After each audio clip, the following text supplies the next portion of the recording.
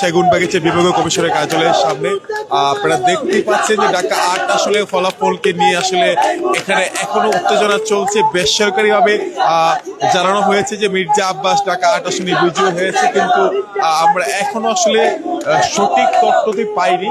আমরা দেখতে পাচ্ছি যে মির্জা আব্বাসের সমর্থকরা এখানে বিজয় মিছিল করছে।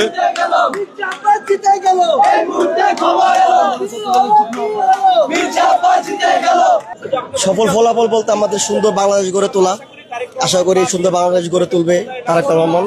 এতটুকু। এই যে বেসরকারিভাবে ঘোষণা করা হলো মির্জা আব্বাস জয়ী হলেন, তো কেমন লাগছে?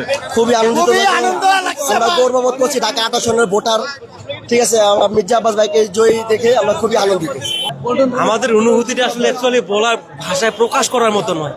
আমরা মূলত একটা কথা না বললে নয়, আমাদের ন্যাশনাল আইডি কার্ডে যেমন হচ্ছে আপনার লেখা আছে যে বাবার নামে আমার পরিচিতি, তেমন আমরা বাংলাদেশের যে প্রান্তে যাই না কেন, আমরা যখন বলি যে পল্টন থানার রাজনীতি করি বা ঢাকা ৮-এর রাজনীতি, তখন সবাই মনে করে যে আমরা মির্জা আব্বাসের সৈনিক।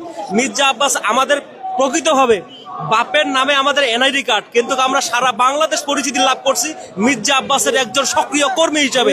এর থেকে গর্বিত বিষয় আর আমাদের যে লাইফে কোনো কিছু হতে পারে না। মহান এক নেতার কর্মী হতে পারে, মহান রাষ্ট্রপতি শহীদ রাষ্ট্রপতি জিয়াউর রহমানের হাত ধরে যিনি রাজনীতিতে পদার্পণ করছেন, আমাদের জননেতা জনাব মির্জা আব্বাস সাহেব, আমরা ওনাকে অন্তরস্থল থেকে ভালোবাসা এবং মোবারকবাদ জানাই, এবং এই আনন্দ উদযাপন আল্লাহ সব ওনাকে কবুল করুক। দর্শক, আপনারা দেখতেই পাচ্ছেন যে সেগুনবাগিচার বিভাগীয় কার্যালয়ের সামনে মির্জা আব্বাসের সমর্থকরা আসলে উল্লাস প্রকাশ করছে।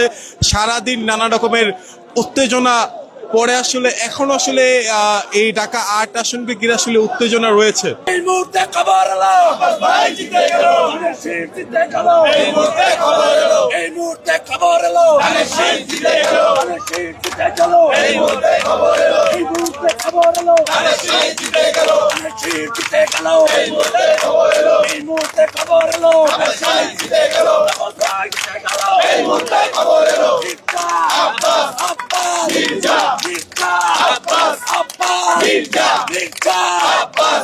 দর্শক, আপনারা দেখতেই পাচ্ছেন যে সেগুনবাগিচা বিভাগীয় কমিশনের কার্যালয়ের সামনে মির্জা আব্বাসের সমর্থকরা আসলে উল্লাস প্রকাশ করছে, এবং এখন পর্যন্ত বেসরকারি ফলাফল অনুযায়ী মির্জা আব্বাসকে বিজয়ী ঘোষণা করা হয়েছে, কিন্তু ঠিক কি পরিমাণ ব্যবধানে মির্জা আব্বাস জয়ী হয়েছেন সেই ব্যাপারে আমরা এখন পর্যন্ত আসলে সুনির্দিষ্ট কোনো তথ্য পাইনি।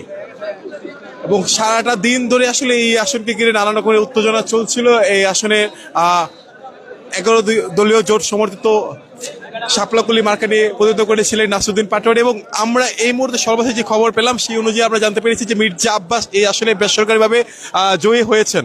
এবং তারপর থেকে আসলে আমরা দেখতে পাচ্ছি যে সেগুনবাগিচার বিভাগীয় কার্যালয়ের সামনে মির্জা আব্বাসের সমর্থকরা আসলে উল্লাস প্রকাশ করছে। এরাই 2 বছরের কাছাকাছি লুটপাট করে যে টাকা আর্ন করছে তার মেজরিটি টাকা এই নির্বাচনে কালো টাকা